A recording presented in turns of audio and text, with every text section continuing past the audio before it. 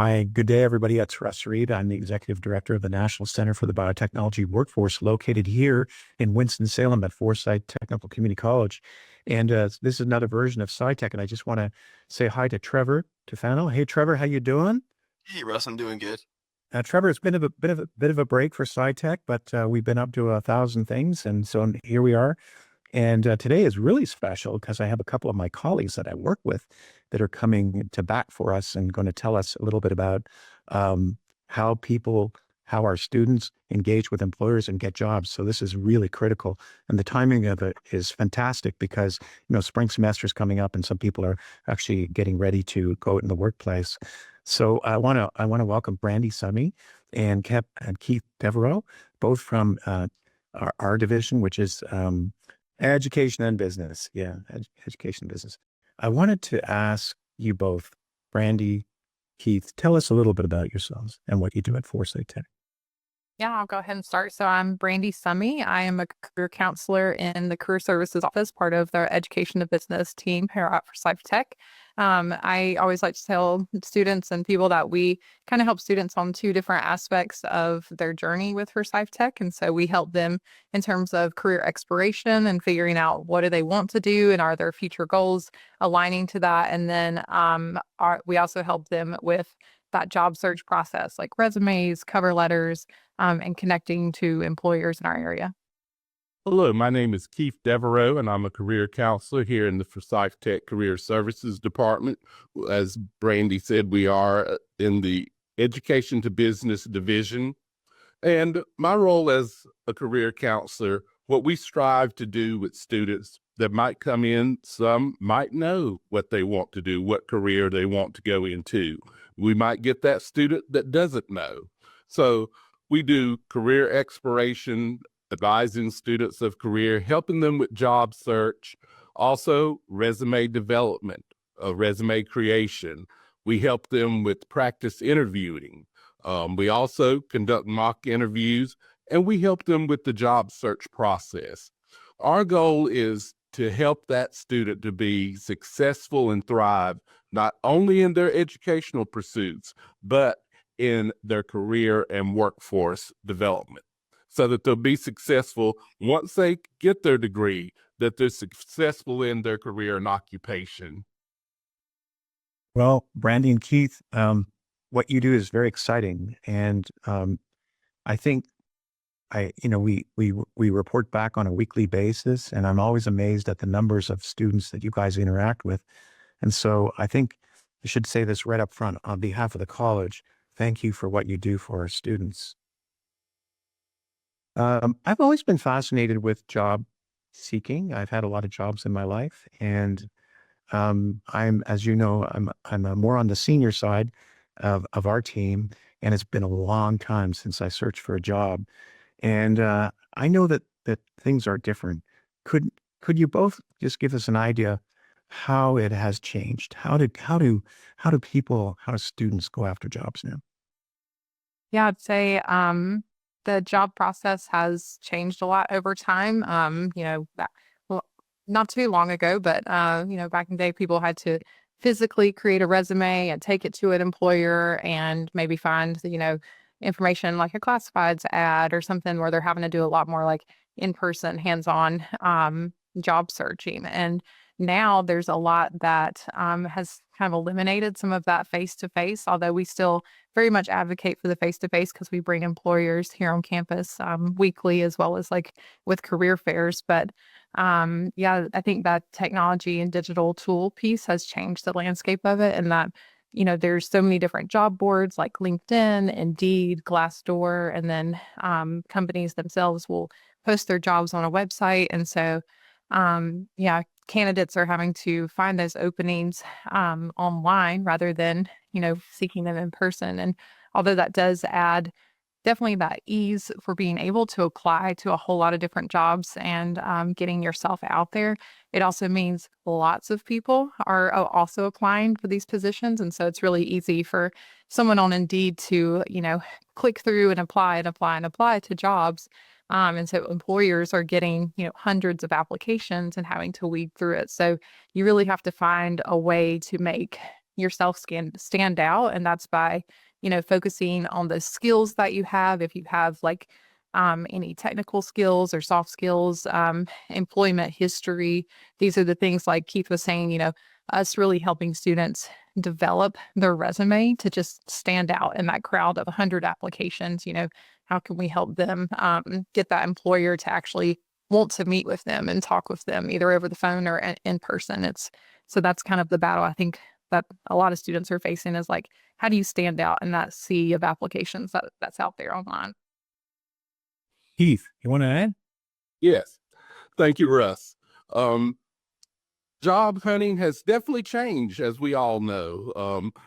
Probably back in what some people would say the dark ages, where you would go down the street and you would see now hiring. You still see some of those signs, but now, as Brandi pointed out, it's done virtually. You are applying to jobs via the internet, utilizing Indeed or Career Hub, which is our career exploration platform, where employers list jobs specifically for SciTech students, or utilizing ncworks.gov, which is the workforce dashboard for the state that lists jobs and careers across the state of North Carolina, and it allows you to focus in on a particular area. Let's say, for example, the Piedmont Triad area. So you are also now applying to jobs on company websites where you're not physically filling out your application with pen and putting that application packet together, attaching your resume, and mailing it through the U.S. mail. Now you're mailing it through the internet. You're going to different companies or organizations, and you are seeing these jobs on such platforms as your Indeed, your NCWorks, your Glassdoor, Red Hat, and all of those.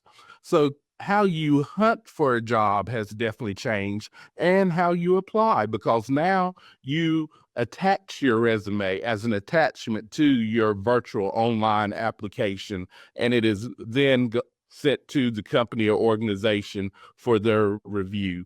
Whereas in the dark ages, you might walk in and hand your resume, drop packet of employment packet off, or mail that packet in through the U.S. mail. So it is that easy, as Brandi pointed out. Employers are getting a vast majority, a lot more resumes, but with that, it also comes where you have to make yourself stand out in that job hunting process. So that's why it's important for that resume to be concise, informative, and to catch the eye of the recruiting or hiring manager. Also, what we strive for in the Career Services Department, my colleagues and I, Brandi, Beth Mitchell, and Michael Glontz, Beth is our director, we strive to make sure that that resume is good, that it's on point, that it's going to pass the human eye review, but also that it will pass the applicant tracking system, the ATS, where now organizations and companies are scanning resumes looking for key skills or key words. If that algorithm does not pick that up, then that resume is rejected and it never gets seen by someone to bring you in for an interview. So we stress with all of the students that let's make sure you have a resume that can pass the human eye review as well as the applicant tracking system, so that you will be invited in for the interview, because the resume alone is not going to get you the job. That, we've all heard that impression, that saying, first impressions mean a lot. The resume is your first impression. So that's what you want to make a good impression, so that it piques their interest, so that they'll say, hey, yeah, this looks like a good candidate. We need to bring them in for an interview and learn more about them. The interview is when you want to knock a home run, wow them, and get the job, when you sell yourself, promote yourself, and make them realize that you are the best and qualified skill candidate for that position. Well, Keith and Brandi, those are great tips of advice for our students. And I really, really like, Keith, the way that you contrasted to how I might have approached a job and how people now approach a job. I think that came through clearly from both of you. So thanks very much. And I'm going to turn it over to Trevor. He's got a couple questions for you. Yeah, so Keith and Brandi, you both have talked a little bit about kind of how the job hunting process has changed over time. What are some of the ways that you help our students with preparing themselves and getting ready for that job searching process? I can start us off. So, as Keith has mentioned, so we help students with their resumes, and, if a job requires a cover letter as well. So, as he was talking about, we really want to help make sure your resume stands out, but we also help students make sure it's not too flashy. So there's a lot of like online templates. Keith and I always looking at the templates that people see online, because some of them are a little much. They have pictures and graphics and wild colors and all these things. We don't want students to necessarily think about that part of it, the formatting part of it, to be what stands out. It really needs to be your skills and your abilities that are shining through in your resume. So, we joke and say we just want that kind of vanilla ice cream, but it's really good on top of an apple pie. Like, we want it to, show what you have learned through your program, and even highlighting class projects, highlighting internships, highlighting any sort of experience that those students have gained, paid, unpaid, volunteer, whatever it may be, just to show kind of a well-rounded individual that an employer is going to want to speak with. So yeah, as we said, we help with those resumes. If a job requires a cover letter, obviously writing cover letters, but I always encourage, if it asks for an optional cover letter, taking advantage of that, because that's just one more way to shine and to show that you're going to go that extra mile for the job itself, that you're doing this extra piece to the application. And I think it really helps people have their voice known, and versus a resume is, these bulleted points that are describing your job, versus a cover letter. You can really talk more about that experience and how it was meaningful to you. And we also help students with mock interviews. And so we will sit down and do, virtual ones, in-person interviews.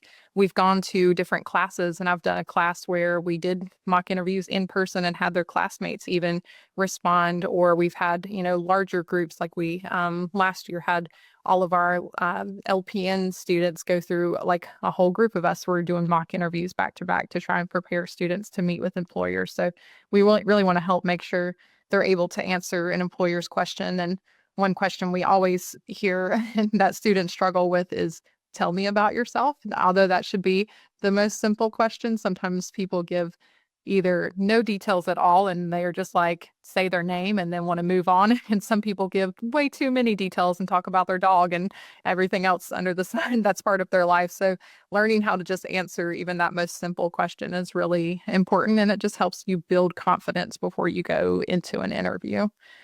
We also help students by organizing career fairs and networking events. So every Wednesday, we've been having an event called Workforce Wednesday, where we bring in about 6 employers to our lobby area and encourage students to go connect with those potential employers. And we've even had some students who were successful in getting a job, even filling out the rare thing of filling out a paper application at the event and then getting a job. So any way that we can help, just connect students with employers and help them build their confidence in that job application process, because we know that it's a long and arduous process, but once you gain that, get that job, it's all worth it.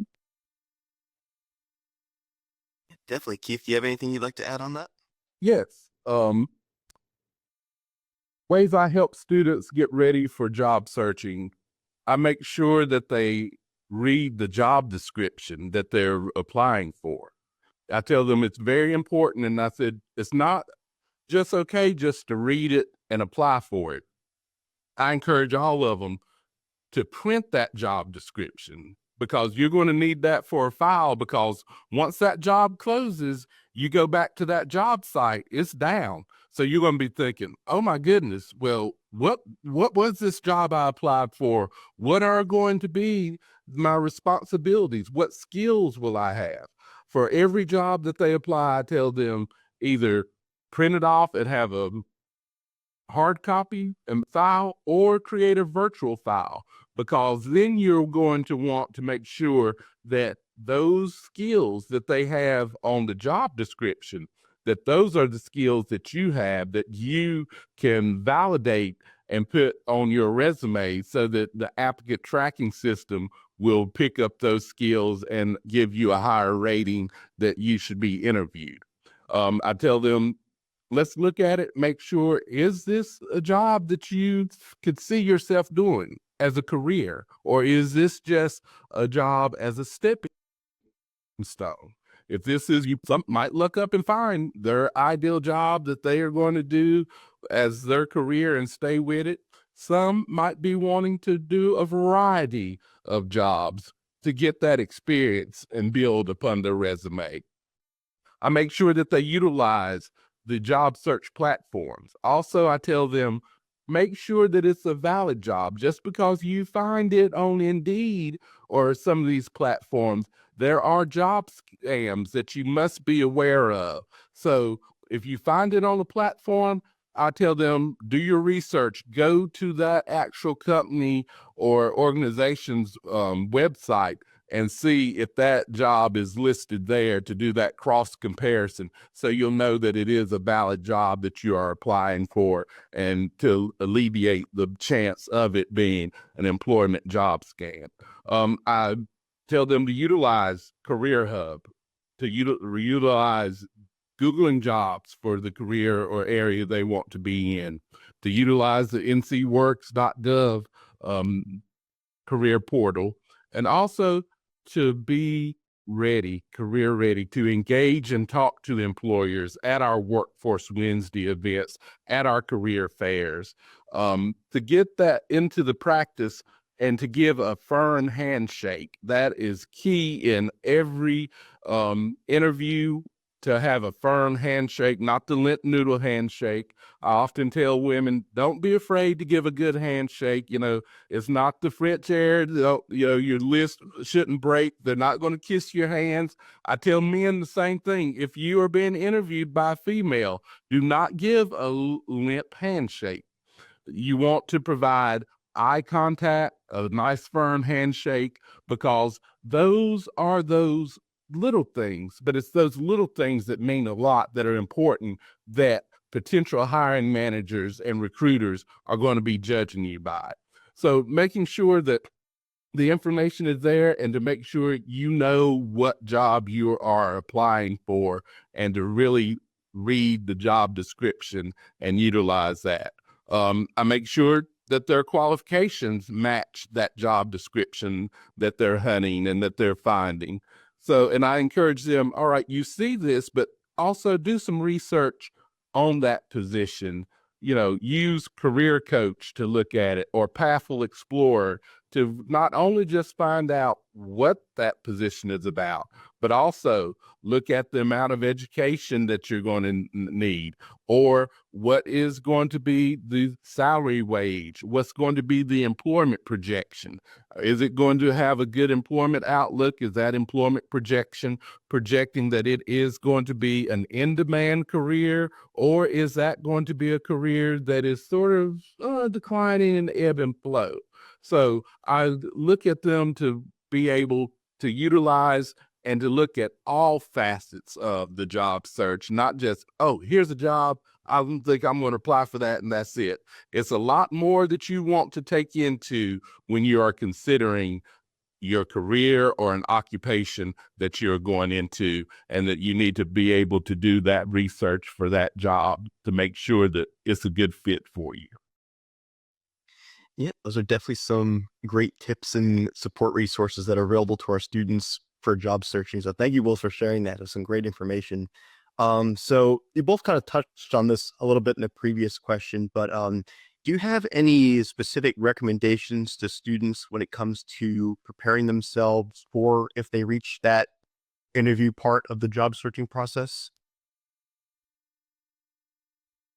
Yes, I would say practice interviewing. Come to career services. Let us look over your resume. Make sure you have had a resume review, but also to do the mock interview, practice interview with us, practice interview with a friend or family member. Anticipate what type of questions they are going to ask you so that you can be formulating your response. So when they ask you those questions, I always tell everybody, come, let's conduct a practice interview, a mock interview. So we ask you those questions, sort of those questions that will get you like, boom, the same type they're going to ask, but boom, you won't be like a deer in headlights. But I tell them, we're not just going to ask you those questions. We're going to have that discussion about those questions to prepare you to see what are your answers. And as we are saying, oh, we're going to give you suggestions and edits to make your resume better, we're going to give you feedback to make sure that your interview answers and questions are concise, informative, and that those are the right type of questions and responses for you to give. I tell them, be on time for the interview, but being on time doesn't mean walk in there exactly on the dot. You need to be there 15 minutes before your interview time, at least. No more than 20 minutes, but you want to be early to the interview. You want to be engaging during the interview. When you meet the receptionist, you want to greet that receptionist just like she's the interview person. If you see a custodian on the way into the office, you speak to that custodian, because you never know who they are going to ask, how was that applicant? Don't just be sitting in the waiting room, on your phone. Look at the materials that are there about the company, but also do your research about the company before your interview. Know what they make, or know if there's going to be expansion, because those are the type of questions you would want to ask in the interview, because it shows that you care and that you are interested in that company, and that will convey that you are going to be a good addition and a good employee because you already are showing an interest. I tell them to dress professionally for the interview. Dress for the job that you're going for. Now, if you're a mechanic applying for a maintenance tech, then you're not going to go into the interview wearing a 3-piece suit. You dress for the interview, a nice collared shirt, slacks, sport coat, or just a collared shirt and slacks for that interview would be acceptable. If you're going into banking or things of that nature, then yes, you would want to wear a suit or a sport coat and tie. So know what the job you are applying for and dress accordingly. Have a good resume and do your research. That's excellent. Thank you, Keith. Brandi, do you have anything you'd like to add on that question? Yeah, I do want to reiterate, what Keith said about researching the company, because I had heard previously advice that, as much as they're interviewing you, you are also interviewing them in a lot of ways. You want to make sure the company that you're working for is somebody that's going to match your their mission is going to match your values and their culture and different things that they're doing, because that's part of staying at a job too, is you want to be happy there, and so you want to make sure you're applying and you're working somewhere that's going to also make you happy, because you're working there 40 hours a week or more. So that's an important part of the interview process too, is just making sure you're aware of the company that you're applying to. And then with practicing interviews, often people will look up kind of those basic interview questions, like what are your strengths and what are your weaknesses, and even that tell me about yourself. But interviews are getting more technical, and they do want to build more of a conversation, and so there's a lot more questions that are kind of these behavioral and technical questions. So being prepared for those, and being prepared for even like multi-part questions, or some interviews are even starting to include presentations or different things, or group being with a panel of people. So just kind of testing out and knowing all the different options that could happen while you're interviewing, and being prepared for those, technical questions, because they want to know about your experiences, and you want to be able to like kind of have that storytelling conversation piece about your experiences, not just yes and no answers, or these are my top 3 strengths and they're going to move on to the next question. Like you really want to be able to talk about your experiences, talk about the skills you've gained, and how that's going to be beneficial to their company and to that job. yeah, like as Keith said, that professionalism piece is obviously another huge part that speaks very loud to employers. So how you look, how you act, all those that body language, everything is also another just puzzle piece to being successful in your interview. Also, I'd like to add, speak clearly during the interview and concise, and make eye contact. And of course, my big thing is that firm handshake when you greet your interview or your interview panel. But yes, eye contact and to speak clearly and in an even tone. Don't, get rushed or excited. Yes, but be able to be engaging, but to speak clearly and make eye contact. Because if you can't make eye contact, or you're fidgety, or you're looking down, that's not going to give a good perception to the potential hiring manager or recruiter. Those are definitely some great tips. Thank you both for your insight on that topic. So for the next question, I'm going to go ahead and turn it back over to Russ. Yeah, thanks, Trevor.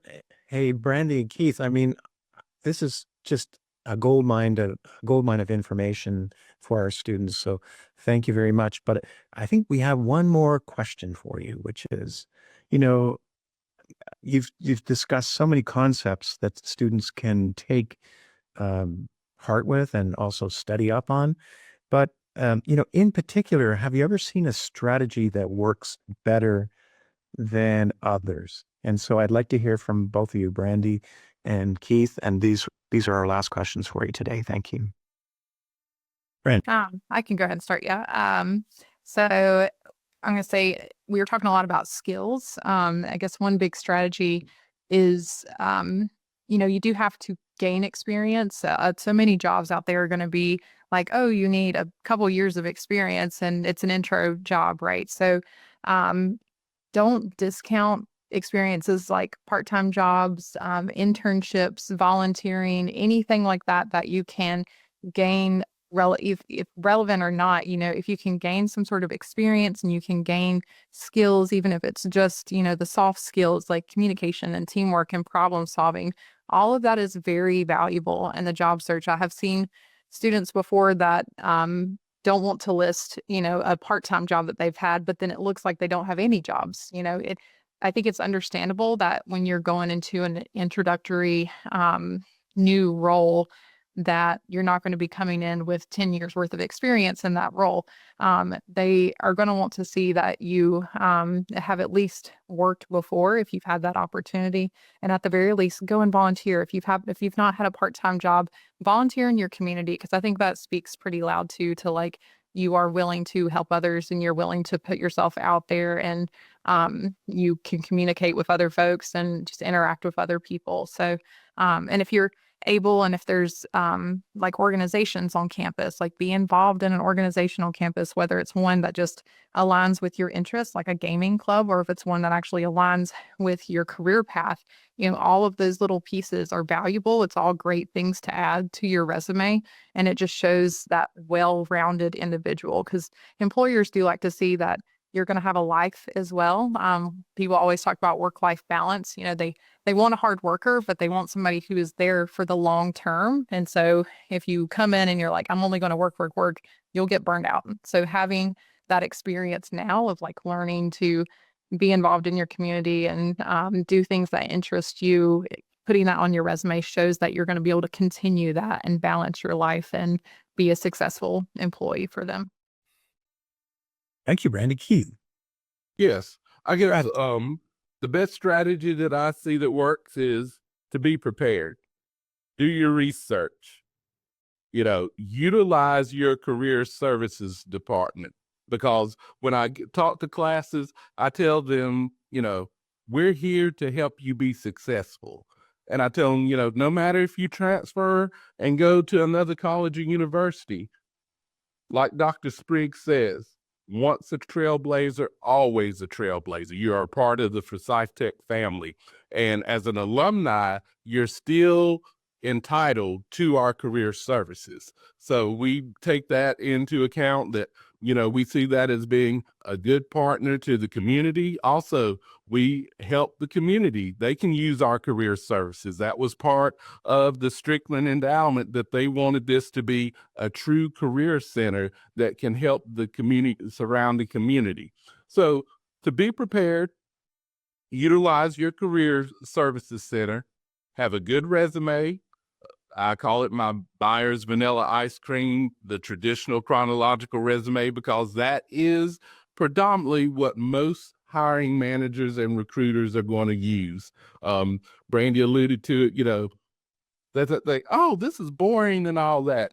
You don't need all the bells and whistles and colors and shading, because that could throw off that applicant tracking system. And you might think, oh, I put all these graphics and things in there, and boom, that gets your resume nowhere. It gets it rejected. So I often tell my students when I'm meeting with them or clients that, you don't put mint chocolate chip on apple pie or peach cobbler. You go with that traditional vanilla bean ice cream on your cobbler, peach pie, apple pie, blackberry pie.